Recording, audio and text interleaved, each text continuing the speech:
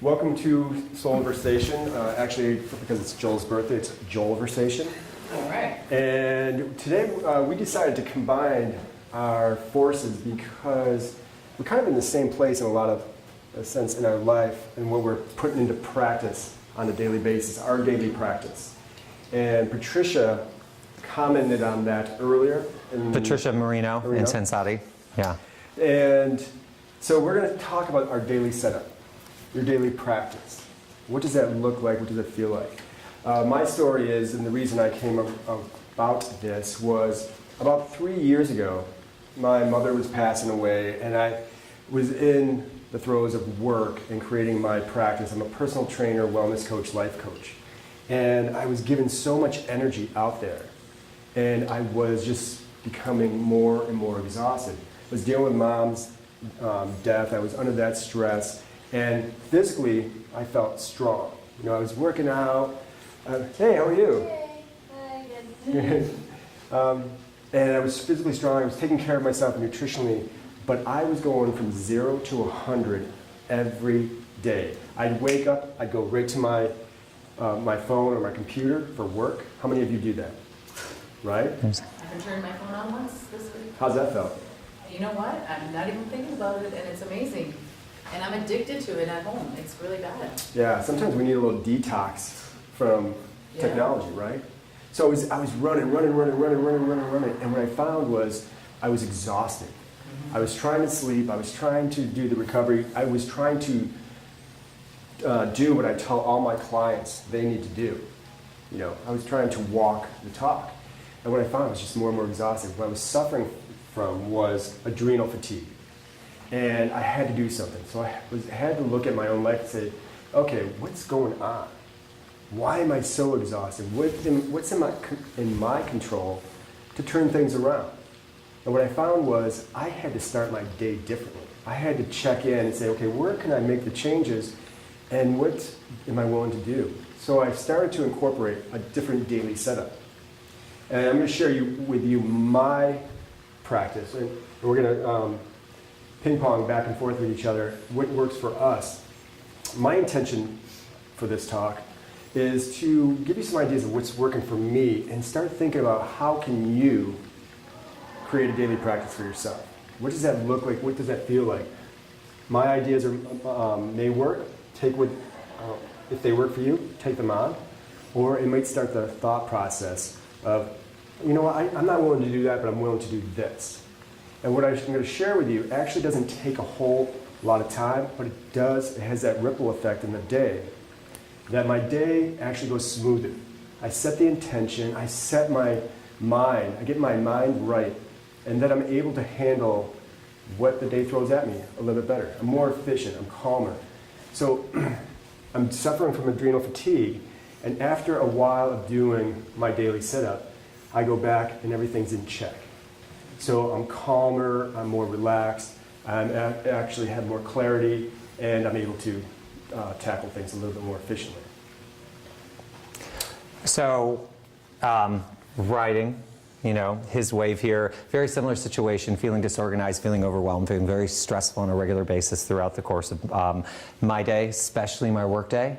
And I heard a statistic that really resonated with me, and it's basically what happens is most people use their iPhones or their smartphones as an alarm in the morning. Is anyone guilty of that? Yeah. Yeah, okay, so like yeah. So what happens is people, their phones go off, they will grab their alarms. You know, they'll turn their alarms off on their phone, and the first thing they do is they go to their email. Yeah. When you go to your email, first thing, it raises the cortisol levels in your body, the stress hormone. Depending on the type of stress you're experiencing in your job, it could send you from your frontal lobe, which is calm, rational thought, back to the amygdala, which is fight or flight. So you can literally send yourself into an anxiety-ridden, stress-induced reaction right away, first thing in the morning, as a result of that practice. And so that was something that I was doing. And that really resonated with me. And so my practice in the morning is a knee-jerk reaction to seeing that, and also starting to think about how my actions during the morning had led to the trajectory of my day, and how taking some intentional actions in the morning creating awareness about how I wanted to spend my day actually led to a much better result. It led to a calmer day, it led to less stress, it led to more intended outcomes. And so, much like Dirk, my point here is to share some of my morning ritual with you. And again, just like he said, if something that we say specifically resonates with you, fantastic, use it. If some do and some don't, great. Leave the ones that don't, take the ones that do, or maybe it's just going to start to get the juices flowing for you guys in terms of your own creative, style, and you're going to think about your morning and what you want to do with it.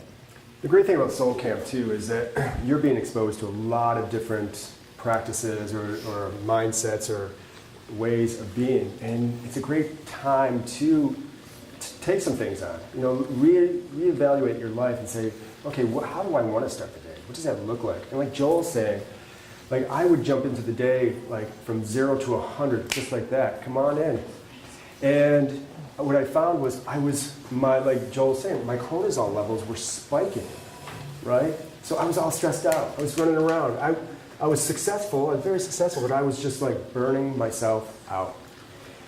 So daily practice helps to enter the day a little bit smoother, creates the ripple effect, reduces the cortisol levels, the stress hormones, and helps to raise the serotonin, the relaxation, the air conditioning hormone of our bodies. One way I like to start is, anything else to add on that? I really like the air conditioning, that comment. I thought that was really good, kind of right? Cools things out. I start with meditation. Now, let me tell you, I'm a personal trainer for a reason because I can't sit down, I can't sit still, I'm always moving, right? Just tell me that I need to meditate is like torture. But what I found was, if you can breathe, you can meditate, right?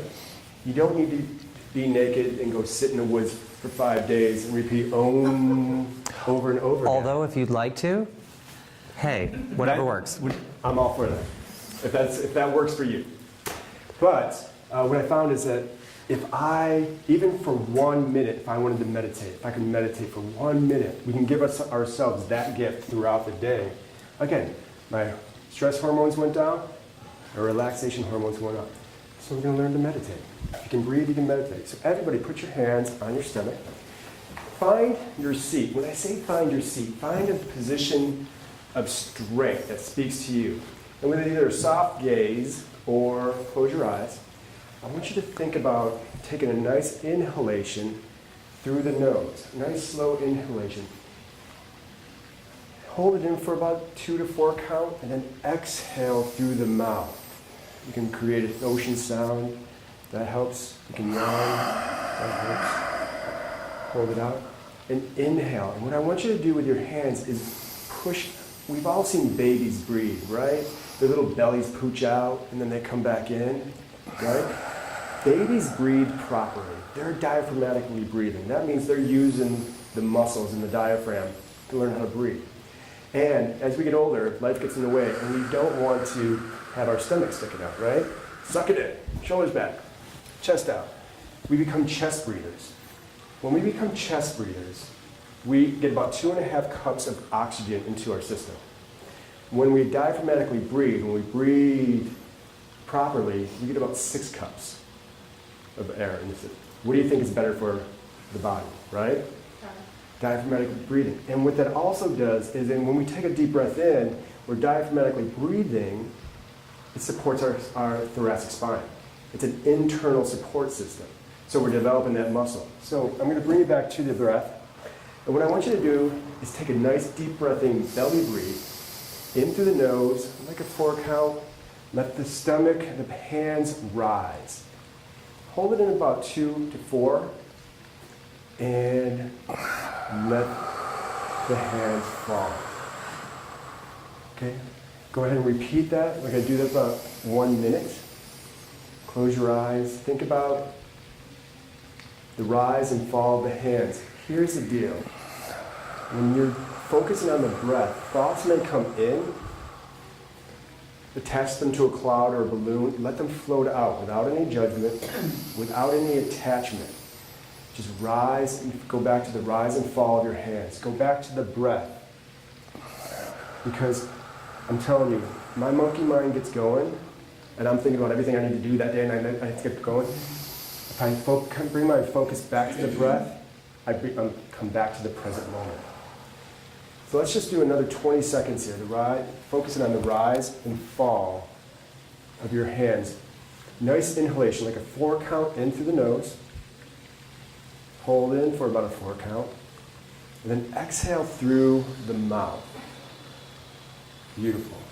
Close your eyes if it's comfortable for you, if you prefer. So you can do it with your eyes open and fix your gaze on something, or you can have your eyes closed. Does it feel weird for anybody? And go ahead and yawn, because it is like a shift in a pattern, right? Because we're all usually here, right? And then we start to hyperventilate because we're not getting enough oxygen in. Any questions on that diaphragmatic breathing? So we can do that, and I encourage you to take some breaks throughout the day. Push yourself away from technology and away from your desk or whatever.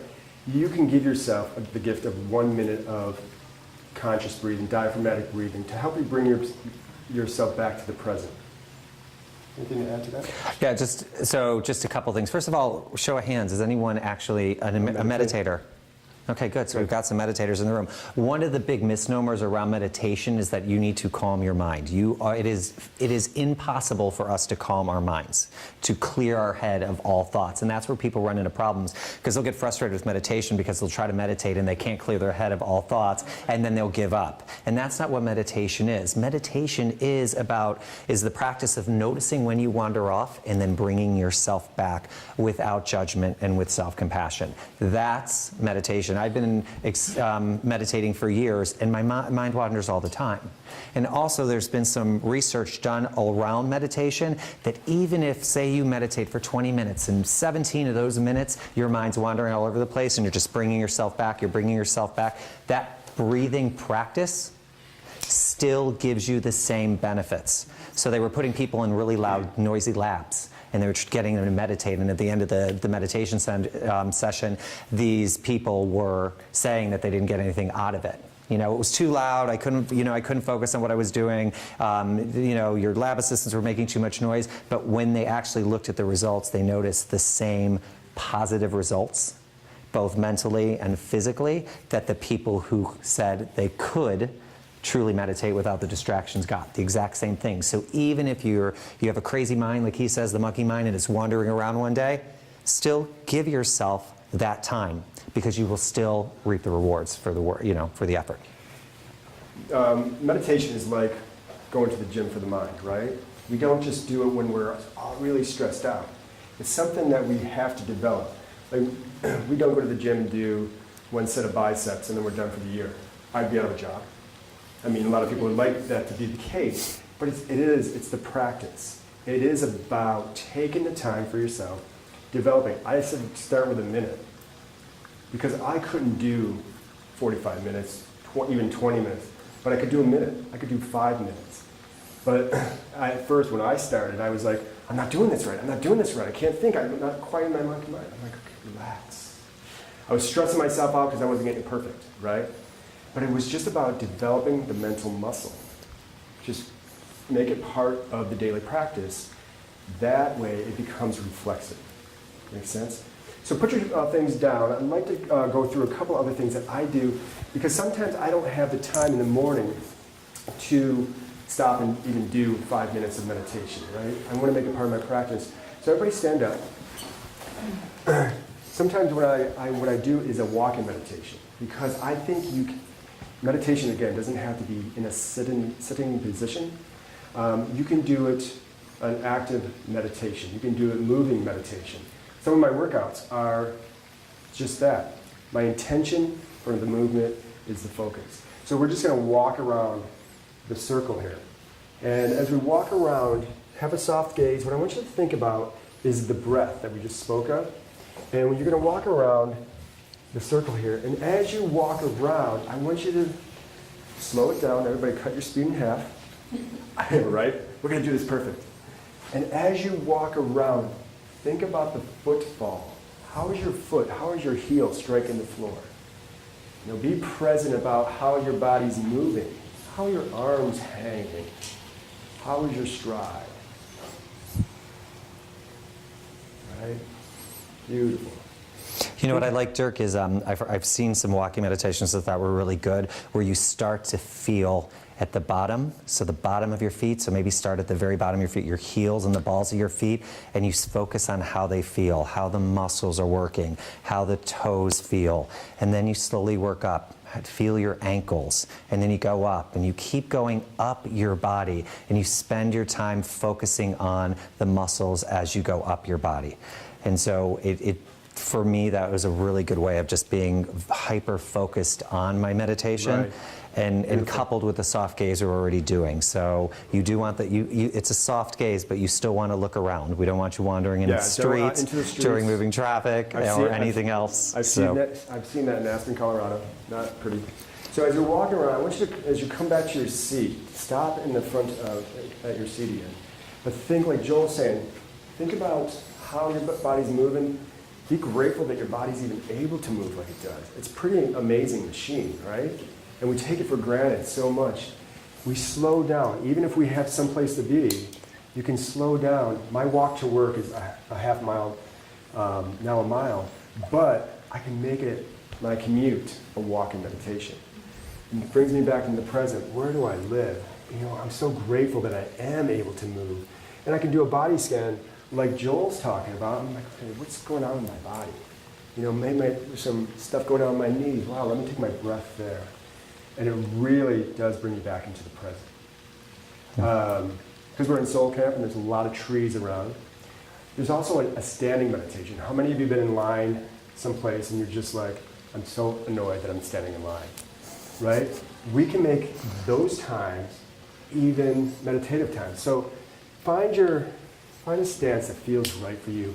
Imagine, because we have all these amazing trees around here at Wonder Valley, that you're rooted. You can close your eyes or go into a soft gaze. But let's go back to our diaphragmatic breath. And let's really focus on the inhalation and exhalation. And feel your feet rooted into the floor.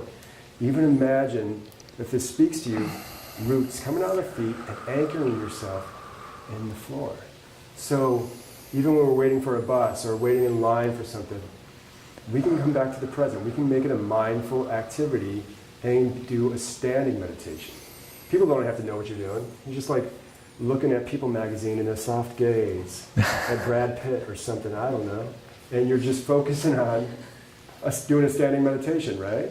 So you can take time for yourself, even in those busy times, to help bring the cortisol levels down and increase the relaxation. Bring yourself back to the present. How many of you have headphones in your ears when you're walking around? Okay, so that's pretty typical for a lot of people. What I will tell you is on YouTube, on iTunes, there are a multitude of guided meditations. So as we're talking about a walking meditation, you could actually get a guided walking meditation. So someone will guide you through like the body scan, going up your body, things like that. There's just a multitude of things out there. Find what works for you. You can use a guided meditation to start your mornings off if you're just at home and you're on the couch or on your meditation pillow. You can have a guided meditation too. But there's just a multitude out there. So I would just, encourage you guys, especially for the people who aren't used to meditation, who want to do it, go on to YouTube, search guided meditation, see what comes up.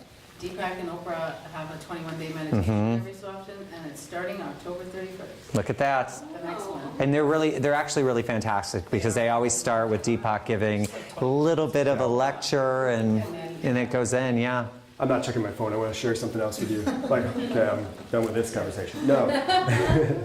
To go along with that, Joel's talking about a body scan. Steal support from the ground. Every once in a while, just even once a day, try to get on the floor and let your body just relax. Steal some support from the earth and do a body scan. Focusing on the breath, but just maybe start at the feet, like Joel was talking about for the walking meditation. Work yourself up. And on the exhale, you can move to a different body part, but if there's some resistance in your body, breathe into that resistance and find out what's there for you. If it's pain, what's the pain need? What do you need? If there's resistance, something's happening like anxiety, what's there for you? And you can just do a body scan. And then a lot of times I'll do that when I wake up and as I'm going to sleep. Just feeling grateful, feeling recapping the day, but doing a body scan to see if there's any resistance in my body. There is an app talking about Oprah and different things. It's called Headspace. Familiar with that? Yeah. Headspace is a great app that has different. I don't work for the company, by the way. I don't get any kickbacks. But kickbacks. No, they are awesome because they have different meditations, and it's actually a 10-day starter meditation. Like, just get used to it. And then there's some meditations that are specific to maybe an event that's happened in your life. And then they even have a segment that's called SOS, like you're stressed out and you need a 3-minute meditation, and it's right there. It's right, they're guided meditation. The guy's Australian, he sounds pretty cool, which is all pretty fun. Anything else? No, just use what works for you. Yeah. And also feel around for your mornings and how it works as well. Like some people don't even get out of bed. They just sit up and start meditating. I would fall back asleep. So I get up, I take a shower, I wake up, and then I meditate. So find the ritual that works for you. But I can't imagine any better start to your day than taking that time, whether it is 60 seconds and you're starting new or you're a more experienced meditator. I try to do about 20 minutes in the morning, and I try to do about 20 minutes in the afternoon. It's the 20 minutes in the afternoon, full disclosure, is a little aspirational because you just get caught up in the day. But I do try to do that every day, and I will tell you that 20 minutes in the morning steers my day in a much better trajectory than it would otherwise if I didn't do it. So just one piece of this ritual we're asking you to do for you guys to think about. And to jump on what Joel's saying too, my practice is I do a body scan in the morning. I go focus on the breath because, again, I'm typically 0 to 100 because I have so many things. My mind starts to go. I need to slow it down. And I do a body scan. And then I get up and I go about my morning ritual. Any questions on meditation before we move on from that? One other point about breathing in general, related to your morning ritual or otherwise, breathing is a fantastic way for you to overcome stress. So as you go through your day, if you're experiencing stress, what happens is you end up with a shortness of breath. There's a lot of shallow breathing associated with high stress situations.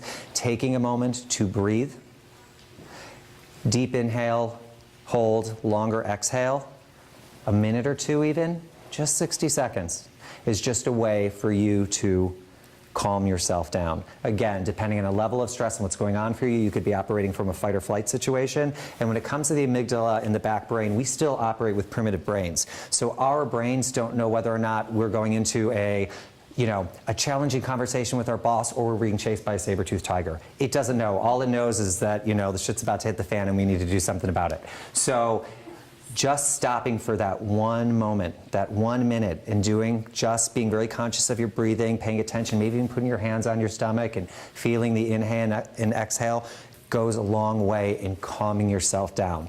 It brings you back to the frontal lobe where rational thought takes place and where we can all make better decisions. And like Joel's saying too, it helps your body, your brain doesn't know if something's happened in that moment or if it's happened 2 years before, 2 years ago. And that's the thing with a lot of our stressors and our stories, right? That we start kicking around our stories again. We start getting that anxiety around our shadow stories. And the mind doesn't know if it's like happening right then or if it's happened 2-3 years ago, right? Like Joel's talking about, we take the 1 minute. Studies show our heart rate goes down, cortisol levels go down, the air conditioning kicks on, and we are a little bit calmer and we have some more clarity. So our heart rate, blood pressure, everything reacts to it. I've been meditating for 20 years, but there's times where you go on vacation, you don't meditate, and then you come back and you stop, and then I don't pick it up, and my life falls apart. And every time I stop meditating, my life literally starts to fall apart. Yeah, and it wasn't until I had the adrenal fatigue that I even started looking at this, because I was going to push my way through life, and I was a trainer, and I was in good shape, and nutrition was dialed in, but my stress level was like through the roof, and I wasn't being present. I wasn't being as present as I could be with myself, my loved ones, or my clients. Yeah. So the next thing I do, go for it. No, I just wanted to talk more about meditation is about quieting or calming the mind. Yeah. Mhm. It's about just noticing. Can you talk, maybe say like one more sentence about that? Because I feel like I'm also passionate about it, so I want to be able to like speak about it with others. Mhm. Is there like one more thing we can say about that? Like it's just about noticing Noticing the breath, noticing the thoughts, noticing what's, everything. you know, for me it was like really, I focused it on the I'm breath. curious. Well, my thing, Emily, was really, I was even judging myself how I was meditating. You know? Right, exactly. I was such a judger. I suck at meditation. I can't even do this right. You know, I gotta do it perfect. I gotta do it faster.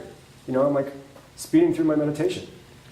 And so it was really about bringing it back to the breath, without judgment, without any attachment to the thoughts that came. Right. And that was the key for me, Yeah. was slowing it down, breaking it down. Okay, be curious about the thoughts that come in. Let them float out, attach them to a cloud, let them float out, come back to the breath without judgment, but just be like, huh, that's interesting that I'm thinking about that I haven't thought about in 20 years. But just be curious, but no attachment, no judgment, just curiosity.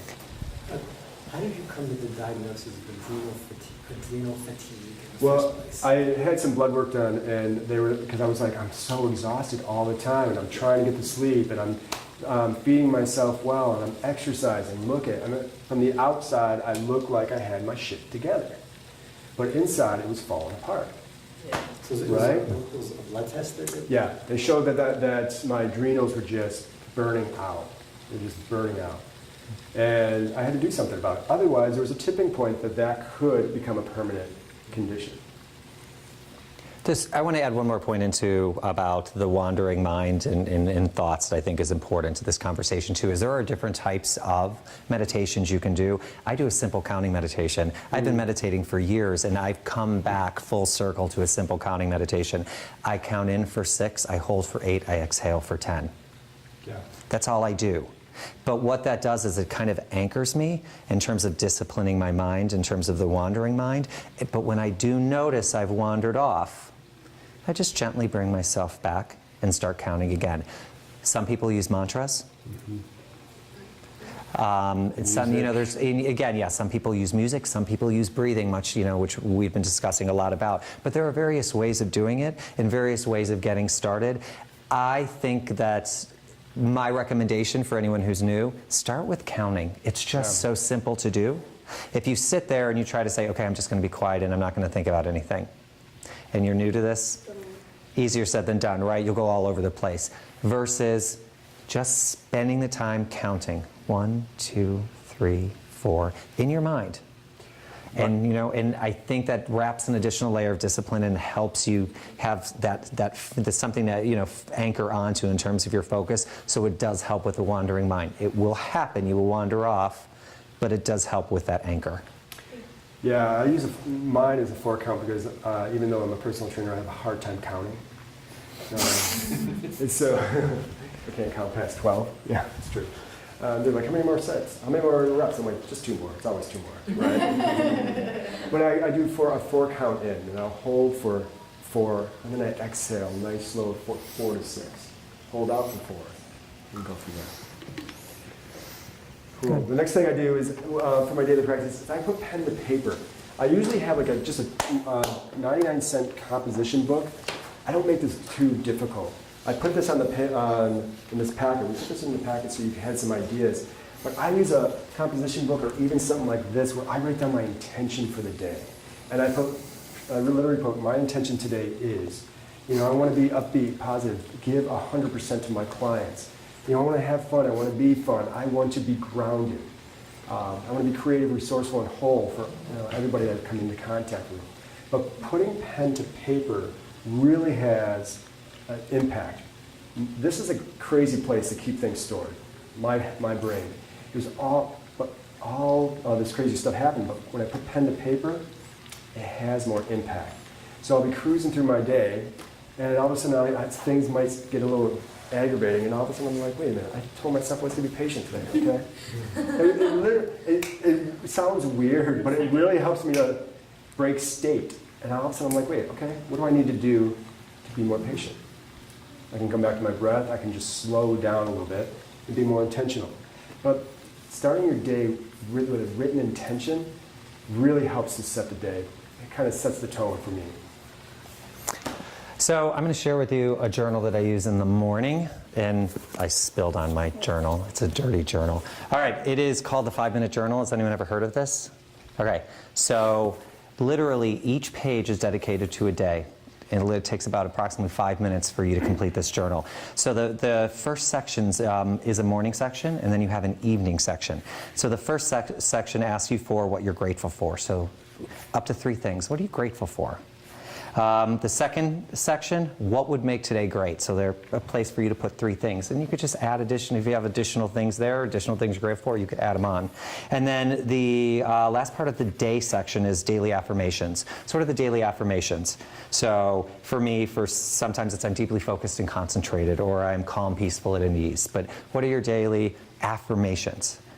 And then, so that's just a way for you to gain some clarity around how you want to spend your day. Like Dirk, you know, I'm a leadership coach. I spend a lot of time on Skype sessions. I spend a lot of time facilitating or doing front of the room trainings. And I really want to make sure that I show up and I'm present and fully focused for my clients or for my learners. And so this is really a great way for me to set an intention for the day. It keeps me organized. It keeps me presently focused towards those things that I want to accomplish for the day. And then at night, and I don't know if you guys can see this, but so your daytime section is cream, and then right down here is like a grayed out section. This is your nighttime section. Asks for 3 amazing things that happened today. So you get an opportunity to write down, capture those moments for things that really went well. And then the bottom is, how could I have made today better? So it's an opportunity to reflection on maybe those areas that you could do just a little bit better in. Again, it's a great way to start, and there's always a quote at the top. A superior man is modest in his speech, but exceeds in his actions, Confucius. So nice little saying at the top to get yourself ready. But again, if you think that something like this might help you, it's just a great way for you to be very intentional about your day and very aware, to Dirk's point, in your day about the intentions you set, and if you need to course correct during the middle of the day because maybe you're not, doing what you should be doing. 5-minute journal. So the intention goes a long way, and it does help set it. Who do you want to step into being? How do you want to move forward and towards your goals? For sure.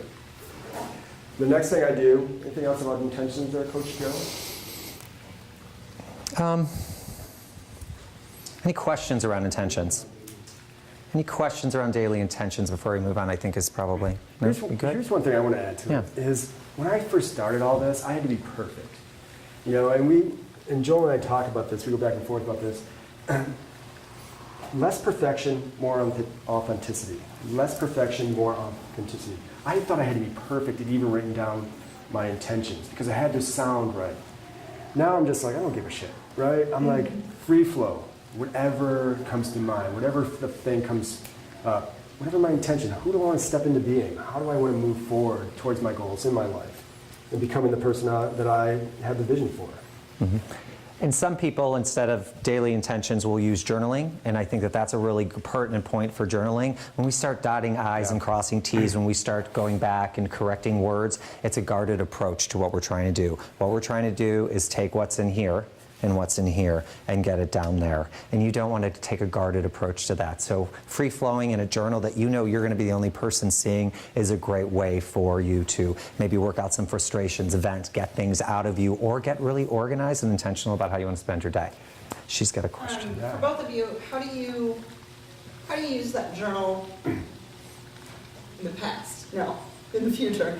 Do you go back and read a week from now? Do you go back and read, what did I say last Thursday? Do you, because when you're saying, especially in the nighttime, how can I have made today better?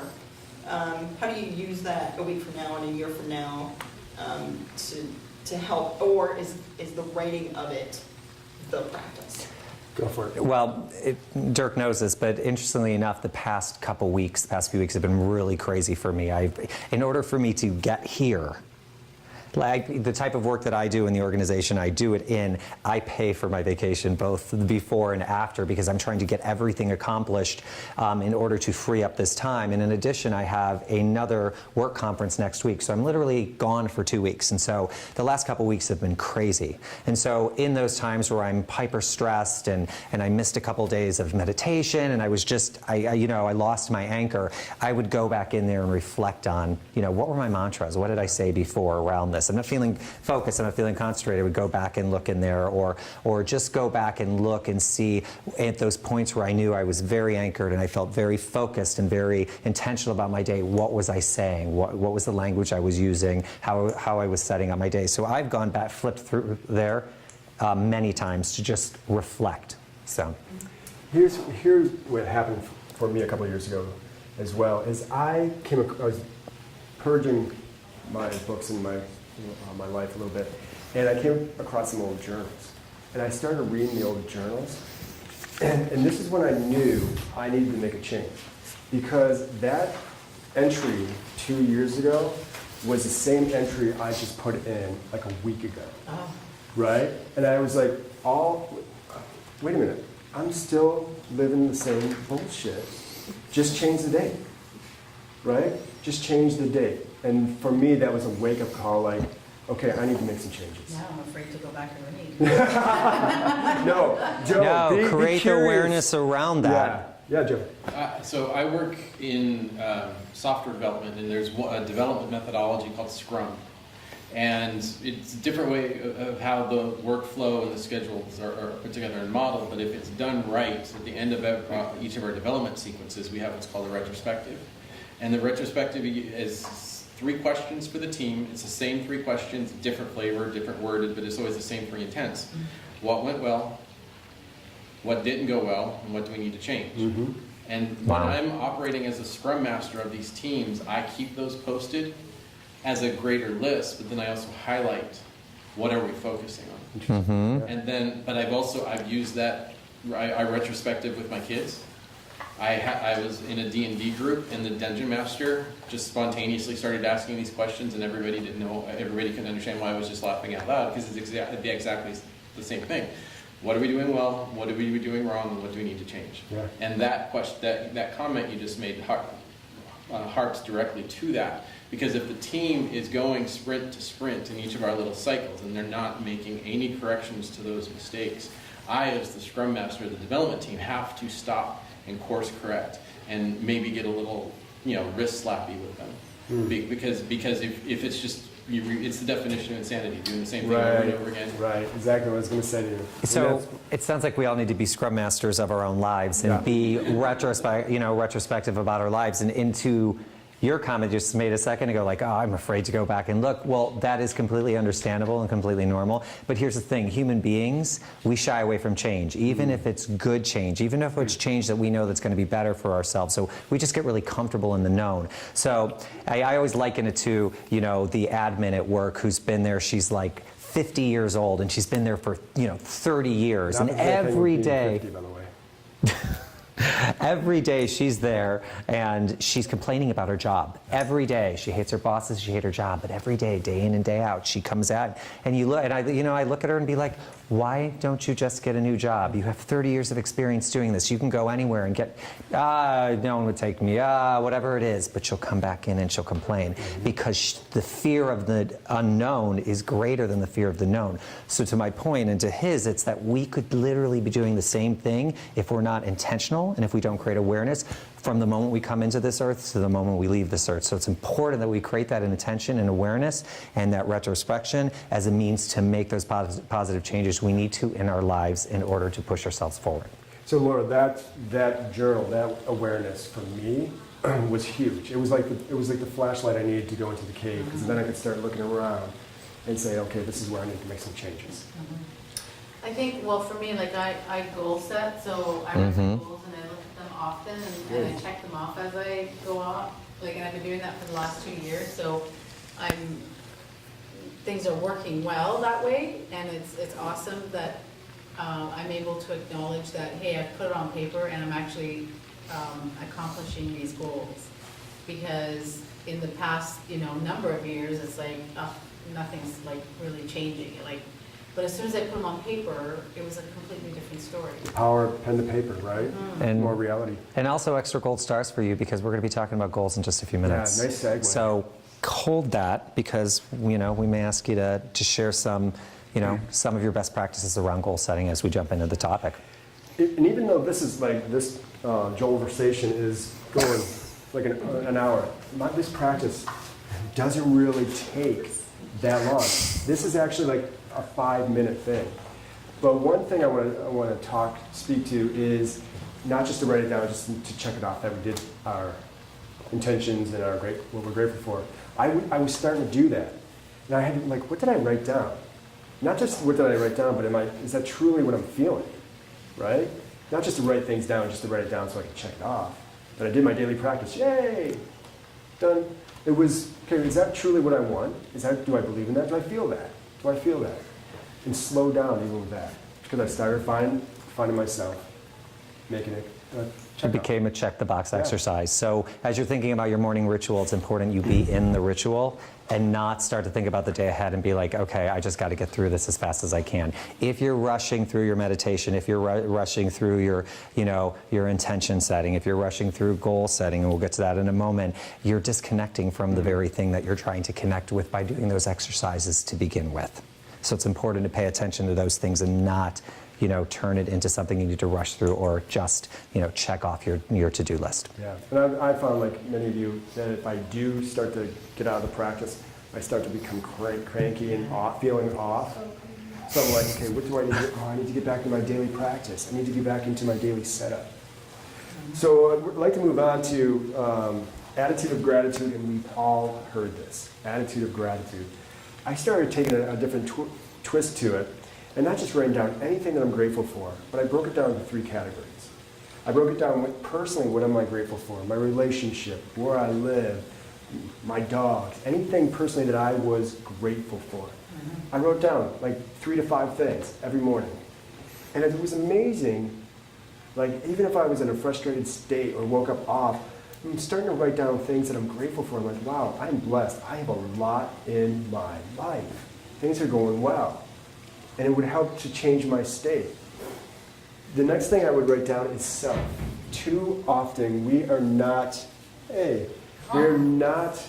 focusing on ourselves. I like to say, okay, what am I grateful for myself? I'm not a tall man. I'm grateful for my height. I'm grateful for my ears, my big ears. I'm grateful for my work ethic. I'm grateful for my sense of humor. I'm grateful for, my strength. Whatever it feels like. A lot of times we're our worst judgers. We're judgers, can I use that? That's okay. Judges, it's fine. We're good with that. And we're putting ourselves down. But when you focus the attention to ourselves, like, what am I really grateful for? I'm a badass. What am I grateful for? And you start directing it towards yourself and really giving yourself some positive reinforcement around the things that may have been bugging you. Or you find some more joy around who you are, being a badass, right? And then I write down work, or if you're a student, school, some of the things, like Joel touched on, some people being complaining about work. I started focusing on, when I started feeling burnt out, what did I like about my job? My clients are amazing. My schedule is my own, I make it up. I have creativity around it, so I started to get a new appreciation for what I'm doing. So I'm breaking it down and focusing on personal self and work for me really helped to envelop a lot of different areas. Yeah. You've heard it said in the last couple of days, I'm sure, in some other workshops, and then I think they mentioned it in the opening ceremony, but the idea of creating an abundance mentality. That's how I choose to look at this, right? So there's a lack mentality and an abundance mentality. And the majority of people in the world operate from a lack mentality. The majority of people operate from victim energy, so the lowest level of energy there is in this world. And they've lost the ability to see all of the good things that are around them. So on a regular basis, they can only focus on the things that they're lacking.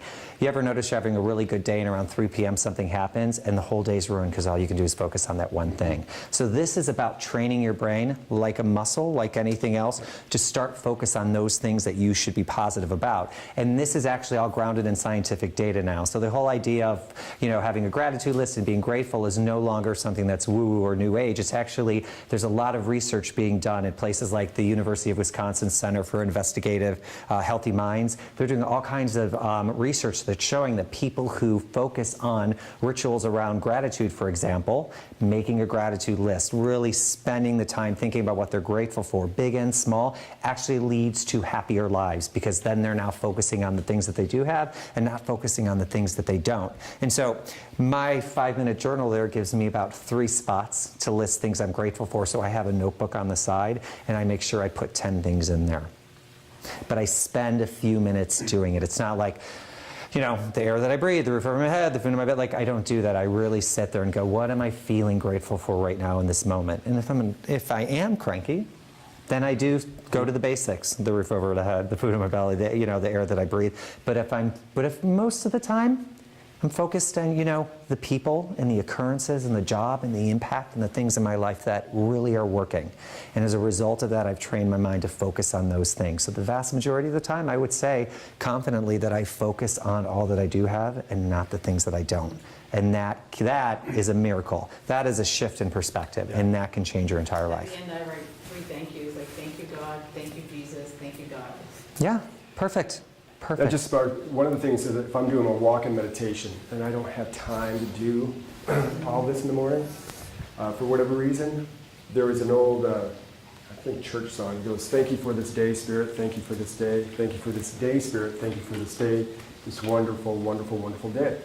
And what I do is I get that in my mind, you know, and I just start focusing on that. I'm like, thank you for this day, Spirit, thank you for this day. And I put something else in it. Thank you for my dog, Spirit, thank you for my dogs. Yeah. You know, and all of a sudden I'm like, wow, I'm moving differently. Thank you for the mountain, Spirit. Thank you for the lake. Whatever it is that comes to mind, it helps to slow me down just a little bit and help break state and help me really to appreciate the things that are abundant in my life. Because I came from a very poor family that didn't have anything. So I grabbed onto this scarcity mentality or lack mentality, and I can go there quickly. I can go there super quick. And by doing this and really focusing on, wow, what is abundant in my life, just kind of changes the vibration and allows more to come in. Good. I'm good. Goals. Yay. So again, putting pen to paper around goal setting is huge because it has more power and it puts it more, it anchors it in. There's a study that says 3% of adults have written goals. 3% of adults. That blew my mind that only 3% have it. The rest, the other 97% typically work for that 3%. That blew my mind. Typically work for. So one thing to start thinking about, writing down your goals. I use this a lot with my clients and for myself is 1 year, 5 years, 10 years is going to come and go, whether we like it or not. Where do you want to be on the other side of it? It's going to come and go. You have the power to create. So where do you want to be? Where do you want to be? Writing down goals kind of gives you that direction, that drive, that desire, especially when it's something that fires you up to move you forward, right? So we put down here goals for today. What do you want to get accomplished today? What are some short-term goals? You know, for the next 6 months. And what are some long-term goals? 1 year, 5 years, 10 years. What do you want to accomplish? It's going to pass. And always have a by-when date. Concrete. When is it going to be done? And Joel's going to talk a little bit more about that. Did you know that? Yeah, yes, I did know that. We talked about that. So SMART goals. Has anyone ever heard of SMART goals? Yeah. I heard it, yeah. Good, yeah. So specific, measurable, achievable, realistic, and time-oriented. People have really grandiose goals or really vague goals and they don't get them anywhere. I'm going to start working out 3 days a week. What about what? Okay, well, what are you going to work out? How are you going to work out? What days? What times? What kind of exercise? What are your, what body parts?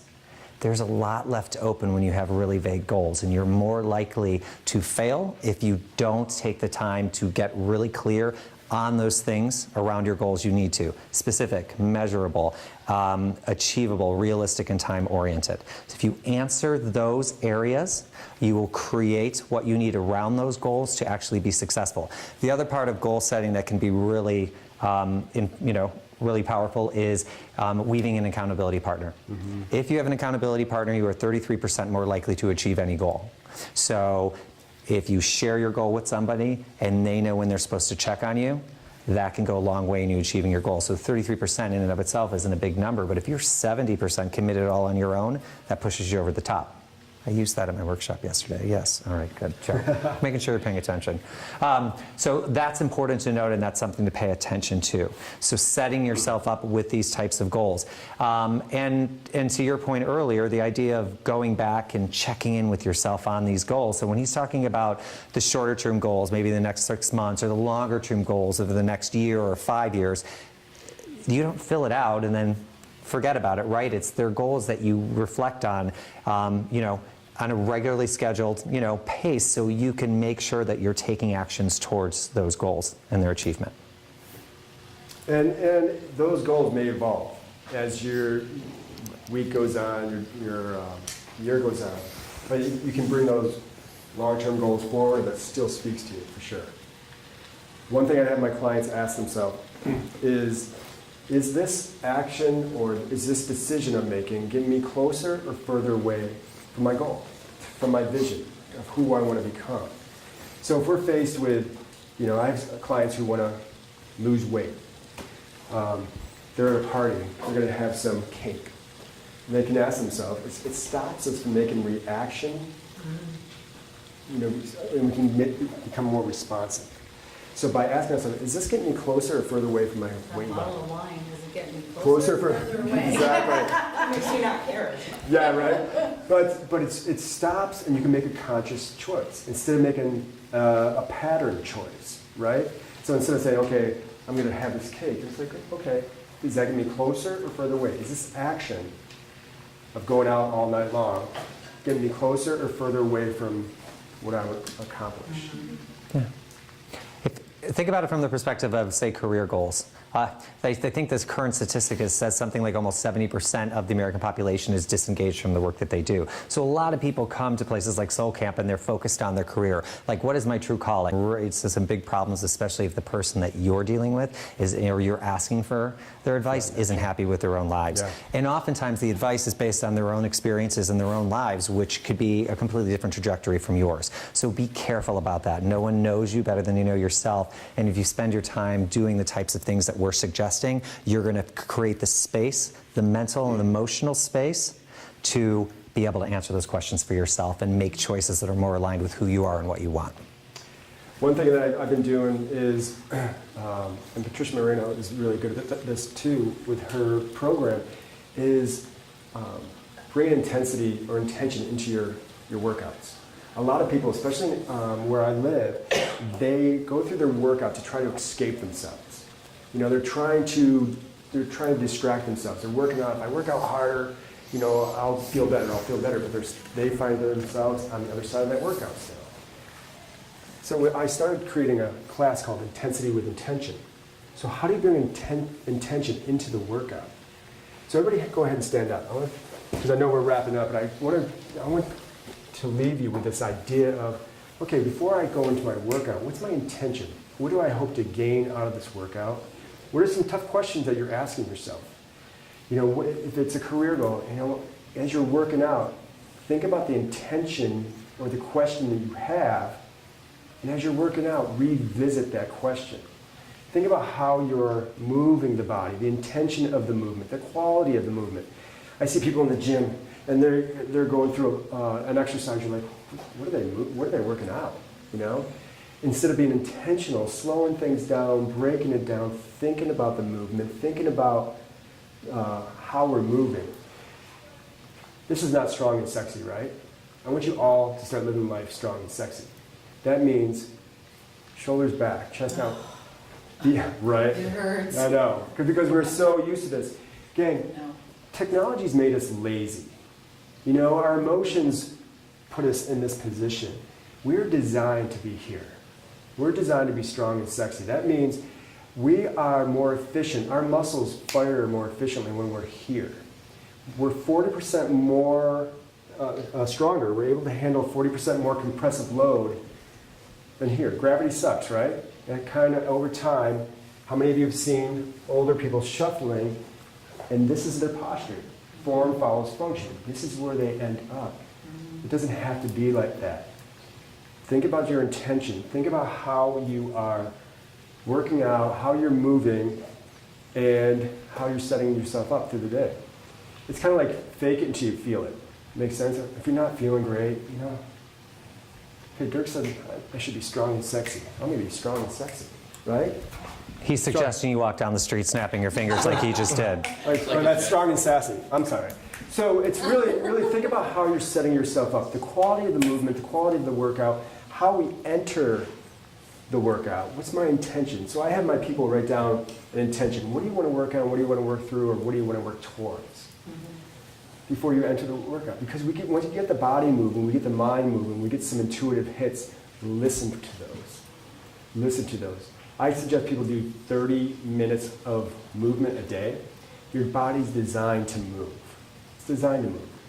So we're sedentary, we're not going to be moving the body, it's not as efficient, it's not as strong, the mind doesn't move, it becomes sluggish. Get out and whatever speaks to you as far as exercise, maybe it's a walk, maybe it's going to a class, maybe it's working out with weights, whatever that is, you can bring intention into the workout.